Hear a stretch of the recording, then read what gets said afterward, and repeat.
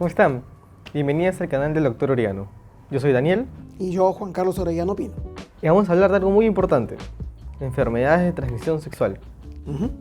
Correcto, hijo, sí. Mira, es el mayor volumen de consultas que tenemos. Porque a la consulta llega generalmente una paciente que me dice, estoy con un flujo vaginal. Eso es una infección, una enfermedad de transmisión sexual, generalmente. Me ha aparecido una úlcera, una llaga en los genitales. Me ha aparecido una verruga en los genitales. En el Papa Nicolau me han dicho que tengo probablemente virus de papiloma humano. ¿Será esto un cáncer? Claro. En fin, una serie de interrogantes que hoy vamos a tratar de resolverlas en este video. Vamos a conversar de qué son las ITS o qué son las ETS también, ¿no? ¿Qué agentes lo producen? ¿Cómo se manifiestan? ¿Cómo se tratan? ¿Qué pronóstico tienen? ¿Y qué recomendaciones finalmente vamos a dar? Claro. Y quédese al final de este video, por favor, porque vas a ver cuál es la diferencia entre una ITS y una ETS. Correcto. ¿Sí? Definición. ITS o infección de transmisión sexual. ETS, enfermedad de transmisión sexual. ¿A qué obedece? A la transmisión de un agente infeccioso. Varios. Tenemos bacterias, tenemos virus, tenemos hongos, tenemos parásitos. La idea de transmisión sexual nos hace pensar en contacto sexual, oral, anal, genital. Pero algo importante, también podría ser por un contacto con secreciones sexuales o con sangre. También las incluye entonces. Y algo más, también tendríamos que pensar en la transmisión vertical del agente infeccioso. Por ejemplo, madre al feto o madre lactante al niño que está dando de mamar. Entonces podríamos pensar que las infecciones son la primera etapa, es decir, cuando te infectas, vale la redundancia, y las ETS, las enfermedades, es cuando ya hay sintomatología. Correcto, cuando ya hay clínica, exacto. ¿Estamos hablando de un problema de salud pública? Efectivamente. Según estimaciones de la OMS, es 1 millón de casos nuevos por día.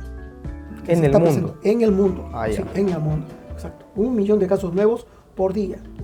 Y también la OMS nos advierte que la población que está más susceptible y que ha aumentado, la frecuencia es en población adolescente y en población mayor de 45 años. Quizás no es ajeno, no es difícil pensar que esto se deba a que existe muy poca, casi nula educación sexual, de planificación familiar en esta etapa de la vida, en la adolescencia, ¿no? Que es, curiosamente, cuando se inicia la actividad sexual, ¿no? Y sobre todo sin protección, porque no existe el concepto. Por eso mismo.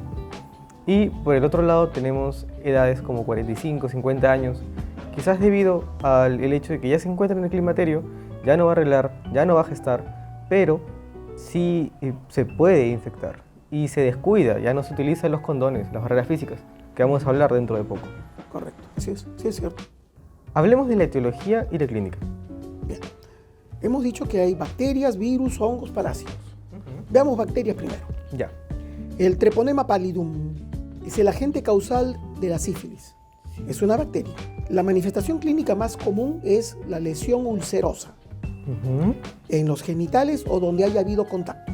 Puede ser en la boca, puede ser en el ano. Y además, esta enfermedad tiene fases. Una fase ulcerosa, que generalmente es la primera fase, como aparece, pero luego de meses o años podrían aparecer otro tipo de lesiones si es que no reciben un tratamiento adecuado. Claro. Y es más, y hay una tercera fase con esta enfermedad que lo hace lo más delicado, es la aparición de tumores llamados gomas en el sistema nervioso básicamente. Wow. ¿Sí? Wow. Qué fuerte. Sí, es fuerte. Otra bacteria, por ejemplo, el gonococo, que es el agente causal de la gonorrea o blenorragia, como se llama en una época, que es la secreción purulenta y molesta, por supuesto, a través del meato uretral en el hombre. Pero también en la mujer podría ser a través del meato uretral y si no, a través del orificio externo del cuello del útero. En el hombre generalmente es muy molesto, con problemas de disuria. En la mujer, si es que fuera esto, a nivel de meato uretral. Pero si es de cuello de útero, no hay molestias. Ahora, podría suceder que de repente esta falta de sensación, falta de síntomas, haga que esta enfermedad se haga crónica y produzca repercusiones al tiempo. Por ejemplo, obstrucción de los conductos deferentes en el hombre, problemas de infertilidad. Obstrucción de las trompas uterinas, Otra vez. también infertilidad. Otra bacteria es la clamidia trachomatis, que también da secreción uretral en el hombre, y en la mujer también tiene las consecuencias de producir obstrucción de trompas uterinas. Wow. O sea, en ambos hablamos de infertilidad. En ambos hablamos de infertilidad. Si hay obstrucción de los conductos, hay infertilidad. Otra bacteria también es, por ejemplo, la Gardnerella, que produce secreción vaginal amarilla, verdosa, maloliente, etc. ¿No? ¿Y en el hombre? Y en el hombre, la Gardnerella produce también secreción uretral. A todas las secreciones uretrales en el hombre las clasificamos, gonocócicas y no gonocócicas. Y ahí están incluidas muchas más. Aparte la Gardnerella, el Mycoplasma, etc. Hay muchas más. Ya. Pero en ambos hay sintomatología. En ambos hay sintomatología la mayoría de las veces. Ahora pasamos a virus. Tenemos el virus del herpes, Herpes. que produce una lesión ulcerada a nivel de genitales o a nivel de la boca o la región anal, ¿no? Otro virus muy importante es la hepatitis B. La hepatitis B, o sea, produce un cuadro hepático, pero no siempre da un cuadro de ictericia, no se pone amarillo necesariamente. Y si este virus no ha sido detectado a tiempo y no ha recibido tratamiento hasta donde se puede dar tratamiento, va a traer consecuencias en algunas personas. Por ejemplo, les puede producir una cirrosis. Wow. O sea, ya es un daño permanente Claro. del hígado. Y esta cirrosis podría convertirse en un carcinoma hepatocelular. Esta es hepatitis B. Lo bueno, diríamos, es que en hepatitis B actualmente contamos con vacuna. Está incluida dentro del Programa Nacional de Vacunación. Otro virus, el virus de papiloma humano. El VPH. El VPH. No es el virus, son muchos virus de papiloma humano y se manifiestan diferente. Por ejemplo, puede ser una verruga. Y la verruga es virus de papiloma humano. Pero también el virus de papiloma humano es el que produce cáncer de cuello uterino. Es otro tipo de virus de papiloma humano. O sea, pertenece a la misma familia. A la misma familia. Son como 300 especies de virus. Y 4 de ellas son las que producen cáncer de cuello uterino. Y no siempre uno, cuando examina un cuello uterino, hay una lesión que llame la atención. Por eso, ¿qué hay que hacer? Los exámenes periódicos, las tomas de muestra de Papa Nicolau. Y vamos a hablar de eso último, así como de la vacuna, porque también hay vacuna para eso. A eso voy también. Más adelante, por favor, no se vaya. El virus del SIDA, que el verdadero nombre es el virus de inmunodeficiencia humana, ¿no? Claro, VIH. VIH. Porque el SIDA es la enfermedad. Exacto. El momento de la infección es la infección por VIH. Pero puede pasar años hasta que esa inmunodeficiencia se manifieste, ocasione enfermedad y pueda llegar a la muerte. Wow. ¿Hay tratamiento? Sí hay tratamiento, pero ¿para qué el tratamiento? Para mantener controlada la replicación viral. Realmente no hay un tratamiento definitivo que lo cure.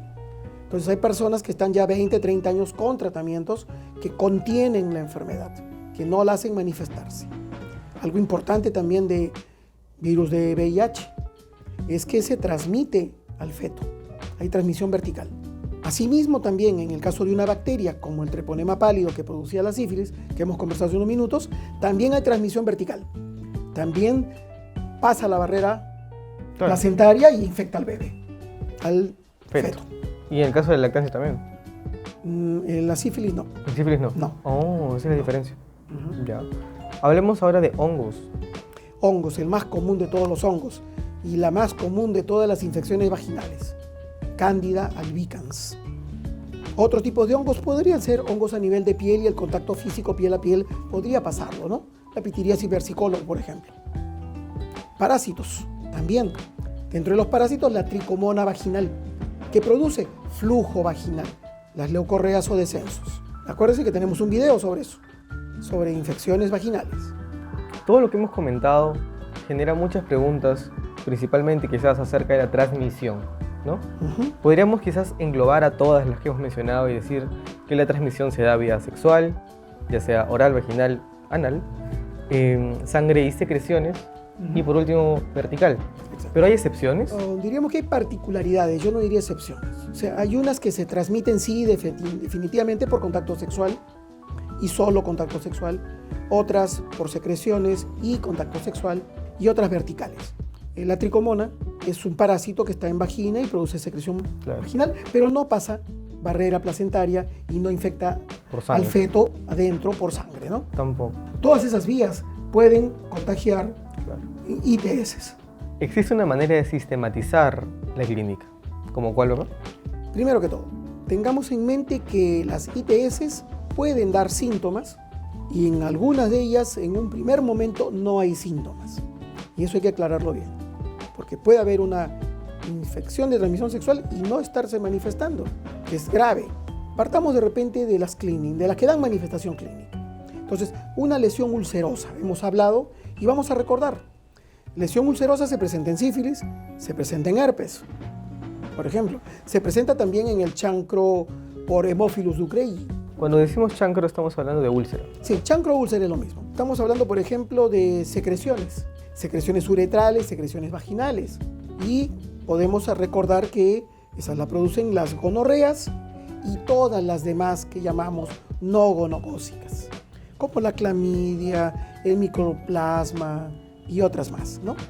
La aparición de ganglios en la región inguinal puede producirse hasta por una infección por hongos y aparecer un ganglio, pero puede también aparecer ganglios en el caso de las úlceras, en la sífilis y otras más. Claro. Los ganglios no pueden llamar la atención. Las secreciones vaginales, también ahí agrupamos las infecciones por hongos, las infecciones por parásitos, las infecciones por bacterias. También podríamos estar hablando, por ejemplo, de las verrugas, que es una infección por virus de papiloma humano, pero también es otra manifestación clínica. Otra manifestación clínica podría ser, por ejemplo, un proceso inflamatorio a nivel del recto, o sea, las proctitis, deposiciones muy dolorosas, porque hay una infección, una enfermedad a nivel de recto por contacto sexual anal. Y así podemos tener una serie de manifestaciones clínicas. Hablemos del dolor. El dolor también. Hemos hablado de dolor rectal, pero lo más frecuente en realidad es el dolor pélvico y es una parte muy importante en la consulta. Y generalmente se deben a que primero hubo una infección vaginal no bien manejada, no bien curada, que ha continuado hacia una infección de útero, trompas y toda la pelvis. Y ocasiona lo que llamamos el dolor pélvico, que puede ser un dolor pélvico agudo, por ejemplo en el caso de una gonorrea, que da un dolor en días nada más y que hay que actuar ya, porque es un dolor demasiado intenso y un proceso infeccioso muy feo. No hay que confundirlo con la dismenorrea. No, nada que ver. O sea, no es un dolor en los días en los que está menstruando. No. Este es dolor pélvico todos los días. Y un dolor pélvico crónico también. O sea, no es por gonorrea probablemente, sí por otra bacteria, y está habiendo un proceso inflamatorio en toda la pelvis y de largo tiempo. Y en cuanto hablamos de agudos, inclusive podríamos llegar hasta cuadros de abscesos pélvicos que requieran cirugía. ¿Se debe por las bacterias? Por ejemplo, gonorrea misma, pero que se hizo crónica. El dolor es muy importante. Dolor en el acto sexual. Por ejemplo, una dispareunia, o sea, dolor en la penetración. Dolor durante la micción, o sea, disuria. Dolor nos llama la atención. Nunca hay que dejar de lado el dolor. El dolor no es natural, o mejor dicho, no es normal, ¿no? O sea, exacto, es frecuente, pero no está bien. Hay que tomar en cuenta. El dolor nos da un aviso. Ningún acto fisiológico debería doler. ¿Y los asintomáticos? Tenemos que recordar. Por ejemplo, virus de papiloma humano. Se contagia en un acto sexual, quedó infectado y no hay ninguna molestia. A veces podría haber un flujo vaginal como que no. Pero pasan los años y la lesión a nivel de cuello uterino se va a convertir en una lesión precancerosa y luego cancerosa. Han pasado años de años. Y si no ha habido un despistaje mediante un Papa Nicolau, no hay manera de cómo haberlo prevenido este cáncer. Tenemos también, por ejemplo, el virus de hepatitis B. Produce un cuadro de ictericia o ponerse amarillo, como que no. A veces no hay ninguna sintomatología, pero pasa el tiempo, hace una cirrosis, claro, y puede inclusive terminar con un cáncer hepático. Wow. Infecciones a nivel de trompa uterina. Puede haber tenido dolor, se da antibióticos, pasó el dolor, pero la lesión se mantuvo. Produjo obstrucción de trompas, obstrucción de conductos deferentes en el hombre y luego infertilidad. Otro es el caso del SIDA, producido por el virus de inmunodeficiencia humana. Producida la infección, no hay molestias. Pueden pasar años hasta que se produzca la inmunodeficiencia y se manifieste clínicamente. ¿Cómo uno se da cuenta que tiene VIH? Mediante los despistajes, las pruebas para detectar HIV en sangre. Vamos a hablar de prevención más adelante, por favor, no se vayan. Diagnóstico y manejo. Diagnóstico es clínico y con exámenes auxiliares. Laboratorio, en algunas ocasiones ecografías, en otras ocasiones hasta biopsias de repente. El manejo tiene que ser definitivamente un manejo médico, a través de productos químicos, antibióticos, antifúngicos en el caso de hongos, antivirales, con ciertas limitaciones, pero ahí los usamos también. Antiparasitarios, en el caso de tricomona. En algunos casos podemos llegar a situaciones quirúrgicas, por ejemplo, la exéresis del cuello del útero, es lo que llamamos el cono. Si bien hemos mencionado que el diagnóstico médico se da por exámenes auxiliares, no deja de ser súper importante una consulta presencial. Es más, sin una consulta presencial, sin el examen médico que hemos mencionado, no hay forma de estar seguro, ¿verdad? Porque tienes que examinar el tipo de úlcera, tienes que ver el tipo de descenso, hasta oler, porque toda infección se manifiesta de una manera distinta. Claro. ¿Sí? Y esto mismo nos lleva a afirmar que quien debe realizar este tratamiento, esta detección, es el personal de salud indicado, que es el médico ginecobstetra. Hay varios gérmenes inmiscuidos en este problema. El encontrar un ganglio, el encontrar una secreción, hay que diferenciar cuál es para poder dar el tratamiento oportuno, curar el proceso, evitar las complicaciones. ¿Cuál es el pronóstico de una persona que tiene una infección de transmisión sexual? Bueno, va a depender de qué agente es el que lo ha producido. Si es una bacteria, si es un virus, si es un hongo, si es un parásito. Ya. Va a depender también del momento en que se hace el diagnóstico. ¿Está en una fase inicial o en una fase más avanzada? Depende del cumplimiento del tratamiento. Claro. También puede superar completamente su enfermedad y si no cumple el tratamiento es obvio que va a traer alguna consecuencia. Hablemos de prevención. Sexo con barreras físicas, es decir, con condones. Perfecto. ¿Hay vacunas? Sí. ¿Para qué infecciones hay vacunas? Para virus de papiloma humano, para virus de hepatitis. Genial. Hay que utilizarlos. ¿Y los despistajes? Los chequeos anuales. Anuales. Por ejemplo, despistaje de sífilis, despistaje de VIH. Y es una prueba muy sencilla. En el dedo, una gota de sangre y se investiga si hay anticuerpos. Genial. Entonces hay formas y hay que hacerlas por nuestra salud. Exacto. Llegamos a las conclusiones de este video. Y quizás la más importante y la más evidente es que hay que utilizar un método de barrera física como lo es el condón. ¿Masculino o femenino? Correcto. Pero hay que usarlo. No importa si tiene un implante subdérmico, una T de cobre, un SIU, utiliza píldoras, utiliza inyectables, no importa. Eso no previene de enfermedades, perdónenme, de infecciones de transmisión sexual, que se pueden convertir en enfermedades con el pasar del tiempo. Eso también lo tenemos en nuestros videos anteriores, ¿no? Sí. Sobre metodología. Todos estos son métodos de protección, pero los métodos de protección, los métodos de barrera física, condón masculino y femenino. Otro asunto también importante es de que hay ITS que tienen periodos sin sintomatología. Insistimos mucho en este tema por las formas de transmisión. Estamos hablando de sexo anal, oral, vaginal. Siempre con barrera física para prevenirlo. Sí, pero también tenemos transmisiones no sexuales. Por ejemplo, el contacto con secreciones, el contacto con sangre y la transmisión vertical.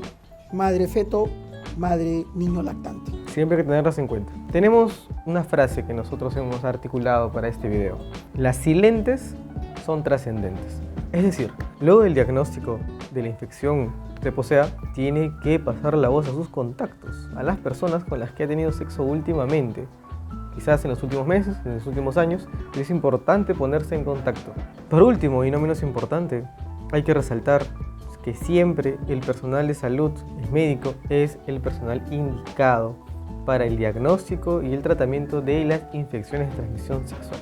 Muchas gracias por haber llegado hasta esta parte del video, que ya es el final. Por favor, si les ha gustado, denle me gusta, déjenos sus comentarios, compártanlo, suscríbanse, metan ahí un clic a la campanita para que siempre les avise cuando hay un video nuevo. Así es. Nos despedimos para servirles. Muchas gracias.